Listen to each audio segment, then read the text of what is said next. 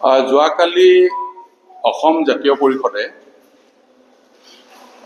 কংগ্ৰেছ দলৰ লোকসভাৰ যি বিৰোধী দলপতি ৰাহুল গান্ধী ডাঙৰীয়াক লগ কৰি যিখিনি কথা ক'লে অতি দুৰ্ভাগ্যজনক।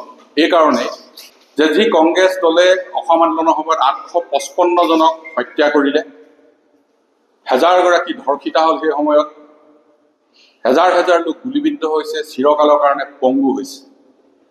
আৰু সেই কংগ্ৰেছ দলে কোনোদিন অসমৰ হিতৰ কাৰণে কাম কৰা নাই, অসমৰ হিতৰ বিপৰীতে সদায় কাম কৰি আহিছে।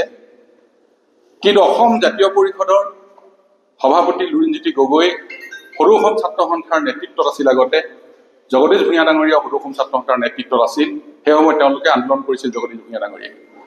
কিন্তু যিটো ৰাজনৈতিক দলে অসমত হাজাৰ হাজাৰ বাংলাদেশী ৰক্ষক হিচাপে কাম কৰি গ'ল, যিটো সময়ত ভাৰতীয় জনতা পাৰ্টি, আমাৰ চৰকাৰে, মাননীয় মুখ্যমন্ত্ৰী ডক্টৰ হিমন্ত বিশ্ব শৰ্মা ডাঙৰীয়াই অসমৰ খিলঞ্জীয়া মানুহৰ অস্তিত্ব ৰক্ষাৰ বাবে আজি কাম কৰি আছে, সেই সময়ত যিটো ৰাজনৈতিক দলে অসমত 855 জন মানুহক হত্যা কৰিলে, হাজাৰগৰাকী ধৰ্ষিতা হ'ল, চিৰকালৰ কাৰণে গুলীবিদ্ধ হ'ল, পংগু হ'ল, তেনে এটা ৰাজনৈতিক দলৰ ওচৰত আঁঠু লৈ আজি অসমীয়া মানুহৰ যিটো স্বাভিমান, সেই স্বাভিমানটোৰ আঘাত আনিছে।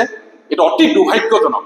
সেই কথাখিনি আজি আমি ক'ব বিচাৰিছোঁ এইকাৰণে যে আমি সৰু অসম ছাত্ৰ সন্থাত আমিও কৰিছিলোঁ, এগৰাকী সৰু অসম ছাত্ৰ সন্থাৰ প্ৰাক্তন কৰ্মী হিচাপে আমি আজি লজ্জাবোধ কৰিছোঁ।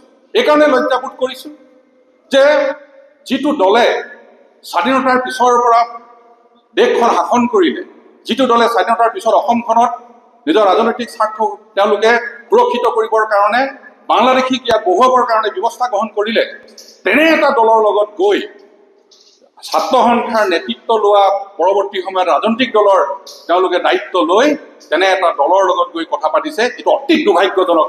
এই কথাখিনি আমি ধিক্কাৰ দিছোঁ। এই কথাটো আমি কেতিয়াও সহজে কোনেও মানি ল'ব পৰা অৱস্থাত নাই। আৰু এইকাৰণে নিজৰ ৰাজনৈতিক স্বাৰ্থ সিদ্ধি কৰিবৰ কাৰণে, অৰ্থাৎ জনপ্ৰতিনিধি হিচাপে, বিধায়ক হিচাপে নিৰ্বাচিত হৈ আহিবৰ কাৰণে যদি কংগ্ৰেছৰ লগত যদি লগ খাইছে, তেতিয়াহ'লে এইটো অতি দুৰ্ভাগ্যজনক কথা। আৰু ভৱিষ্যতে অসমৰ কাৰণে এইটো এটা কিন্তু ভাল লক্ষণ নহয়। এই কথাটো আজি আমি ৰাজহুৱাকৈ ক'ব বিচাৰিছোঁ।